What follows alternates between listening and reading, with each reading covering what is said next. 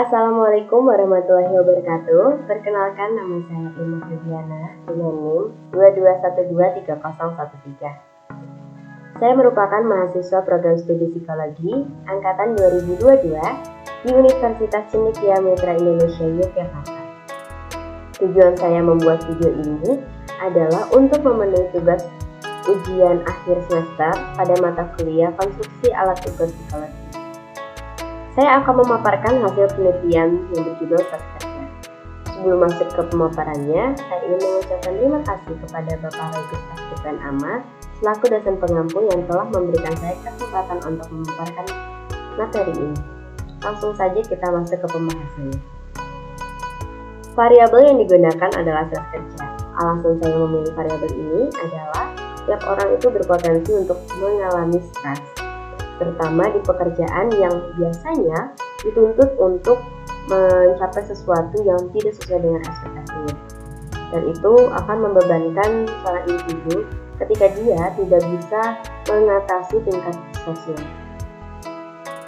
Bagi beberapa orang, ketika dia kesulitan mengkontrol stresnya, ini akan menjadi problematika tersendiri yang membuat kesehariannya akan terganggu. Tidak jarang, orang-orang di luar negeri ketika dia mengalami stres kerja yang cukup tinggi akan melakukan tindakan perilaku yang negatif. Bahkan ada yang sampai bunuh diri, tapi dia sudah tidak kuat dengan stres yang dialaminya. Hal inilah yang membuat peneliti tertarik untuk mengangkat variabel stres kerja. Kemudian alat ukur yang digunakan adalah skala stres kerja berbentuk Google Form yang disebarkan melalui sosial media. Saya menyebarkannya di sosial media WhatsApp dan juga Instagram. Penyusunan skala dibuat sendiri oleh peneliti dengan acuan aspek dan indikator pada variabel stres kerja yang diambil dari teori Stephen Robbins tahun 2008 pada bukunya yang berjudul Perilaku Berorganisasi. Tujuan dari pengukuran ini adalah untuk memahami tingkat stres kerja pada usia produktif, sehingga dapat teridentifikasi potensi risiko keselamatan dan juga kesehatan kerja pada individu. Subjek yang digunakan adalah individu yang memiliki kriteria diantaranya berjenis kelamin laki-laki atau perempuan, berusia di antara 18 hingga 60 tahun, dan yang paling penting sedang bekerja di bidang apapun. Teknik pengambilan sampel dalam penelitian ini adalah probabilitas dengan teknik purposive sampling, yang mana memang subjek yang diambil adalah ketentuan langsung dari peneliti dengan kriteria yang telah ditentukan untuk menunjang keperluan penelitiannya. Kemudian kita akan membahas tentang definisi teorinya. Stres kerja adalah suatu kondisi dinamis di mana seorang individu dihadapkan dengan peluang, tuntutan, atau sumber daya yang berkaitan dengan apa yang diinginkan individu itu dan yang hasilnya dipandang tidak pasti dan penting, menurut Robbins 2008. Menurut saya, stres kerja itu pastinya terjadi karena kita sedang bekerja, dan stres itu timbul akibat adanya ketidaksesuaian antara ekspektasi kita dengan realitas kita di tempat kerja. Entah itu karena permasalahan gaji, masalah lingkungan, dan lain-lain. Menurut Robbins, terdapat 3 aspek dari stres kerja, di antaranya yang pertama, aspek fisiologis. Aspek ini akan menyerang fisik seseorang, sehingga orang itu bisa mengalami yang namanya insomnia atau kesulitan istirahat, tidur di malam hari, tubuh terasa sakit di area tertentu, nafsu makan terganggu, dan lain-lain. Aspek kedua adalah psikologis. Tentunya hal ini menyerang kepada psikis atau mental seseorang. Hal yang dapat terjadi adalah timbulnya kecemasan, depresi, kesulitan berkonsentrasi, emosi tidak terkontrol, dan lain-lain.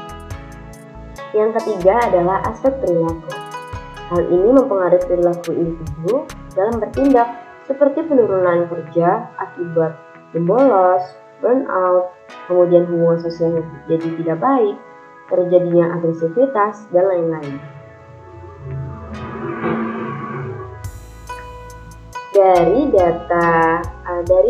teori Robbins tadi, saya menggunakannya sebagai teori utama untuk membantu penelitian ini. sehingga didapatkan blueprint skala stres kerja sebelum uji coba. Dari aspek yang tadi sudah dijelaskan, untuk aspek pertama terdapat 3 indikator perilaku. Pada aspek kedua terdapat 4 indikator perilaku. Dan pada aspek yang ketiga terdapat 3 indikator perilaku. Masing-masing indikator ini memiliki 4 item favorable dan unfavorable, sehingga total keseluruhan dari item adalah 80 item.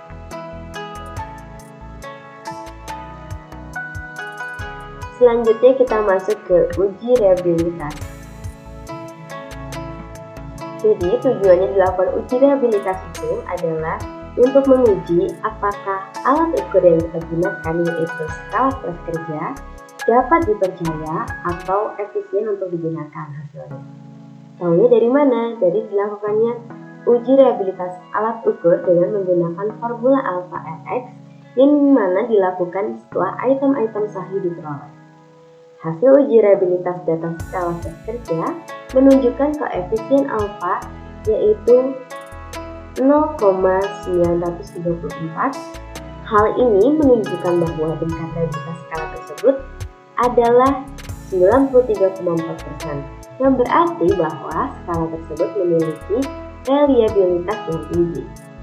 Seperti yang bisa dilihat pada lampiran sebelah kanan dari hasil tabel penggunaan SPSS, uji coba rehabilitas skala stres kerja didapatkan Cronbach alpha sebesar 0,934, di mana memang uji rehabilitas itu dikatakan tinggi ketika nilai Cronbach alpha-nya di atas 0,5.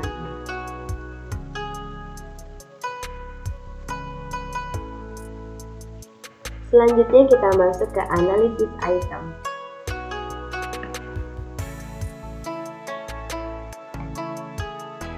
Dari hasil analisis item stres kerja, sebanyak 80 item yang diuji cobakan dengan menggunakan koefisien korelasi item yang totalnya lebih dari atau sama dengan 0,25, tersisa 51 item yang valid setelah dilakukan 3 tahap uji coba pada item.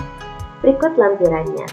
Pada tahap pertama, terdapat 25 item yang gugur sebagai yang terlampir berikut, dan juga item yang valid.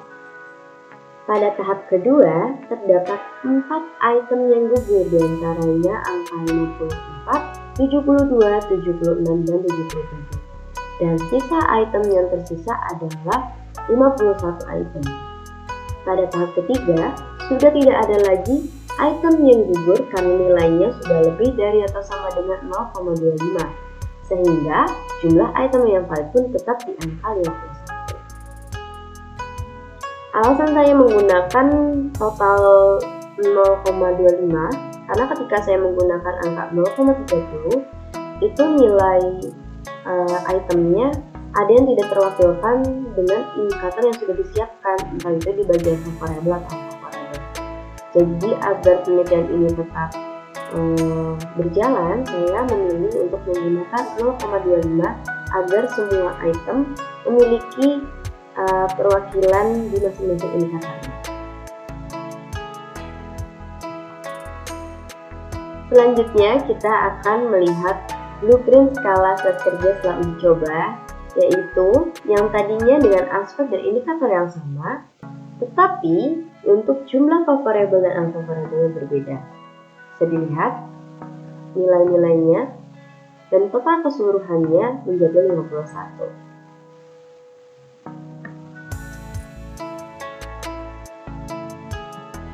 Kemudian kita akan membahas tentang deskriptif data penelitian. Pada bagian pertama, pada variabel stres kerja ditemukan data hipotetik atau data dugaan hipotesa tentang nilai minimalnya 51, nilai maksimalnya 204, dan nilai meannya adalah 127,5, serta standar deviasinya adalah 25,5. Sedangkan untuk data empirik atau data realitanya, data yang didapatkan ketika kita sudah melakukan uji di lapangan, ternyata nilai minimalnya adalah 68, dan nilai maksimalnya adalah 143. Serta nilai mean-nya adalah 105,5 dan standar deviasinya adalah 12,5. Bisa dilihat perbandingan data hipotetik dan empirik sangat berbeda. Kemudian setelah kita mengetahui data hipotetiknya, kita melakukan kategorisasi. Kategorisasi ini bisa dilihat terdapat rumus. Nah, untuk tanda ini diisi dengan nilai mean-nya atau 127,5. Dan untuk tanda ini kita menggunakan standar deviasi atau 25,5. Sehingga kategorisasi rendah didapatkan jika X-nya kurang dari sama dengan 102.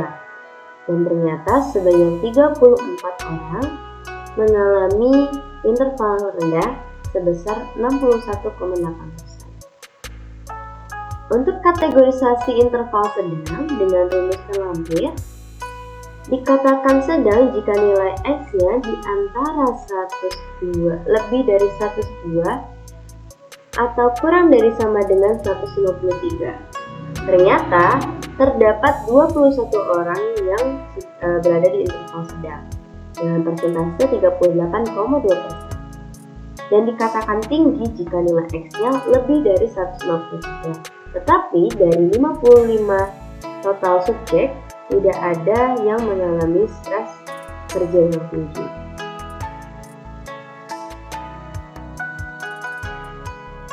Nah, dari hasil yang tadi telah dipaparkan, berikut adalah lampiran tabulasi penelitian.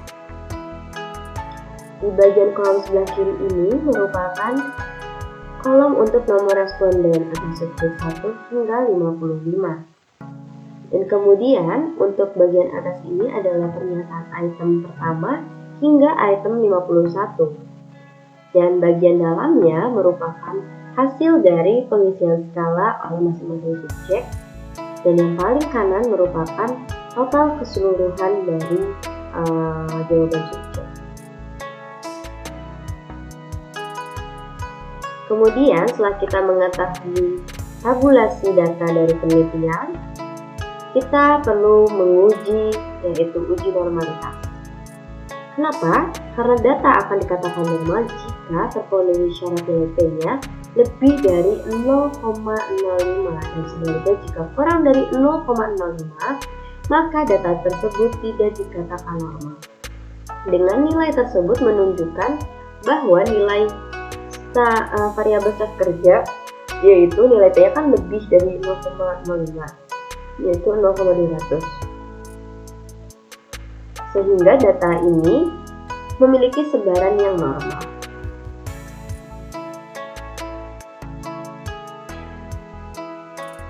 Nah, kesimpulan dari penelitian ini berdasarkan hasil uji reliabilitas yang telah dilakukan dapat disimpulkan bahwa koefisien alfa memiliki nilai sebesar 0,934. Hal ini menunjukkan bahwa reliabilitas alat ukur penelitian ini tinggi. Maka dari itu, alat ukur yang digunakan cukup konsisten dan dapat dipercaya untuk mengukur variabel stres kerja. Kemudian didapatkan nilai mean empirik sebesar 105,5, yang mana hal ini lebih rendah daripada nilai mean hipotetik yaitu 127,5. Hal ini menunjukkan bahwa nilai tingkat stres kerja subjek penelitian rendah daripada rata-rata yang diharapkan. Kemudian hasil kategorisasi subjek penelitian berada pada kategorisasi rendah, yang artinya subjek penelitian mampu untuk mengkontrol kesehariannya saat bekerja sehingga tingkat stres kerja pun rendah. Berdasarkan uji normalitas dengan nilai P sebesar 0,200 dan didapatkan atau lebih dari 0,05, maka data penelitian ini diasumsikan berdistribusi normal. Nah, harapannya dengan adanya penelitian seperti ini, peneliti-peneliti selanjutnya bisa membantu menemukan solusi atau cara yang efektif untuk menangani stres kerja agar tidak lagi terjadi hal-hal negatif yang bisa timbul pada individu ketika dia bekerja. Sebelum saya tutup, berikut adalah lampiran daftar pustaka yang saya gunakan pada penelitian ini. Itu saja yang dapat saya sampaikan. Apabila banyak kesalahan kata, pengucapan, dan juga materi yang saya sampaikan, saya mohon maaf. Saya izin tutup presentasinya.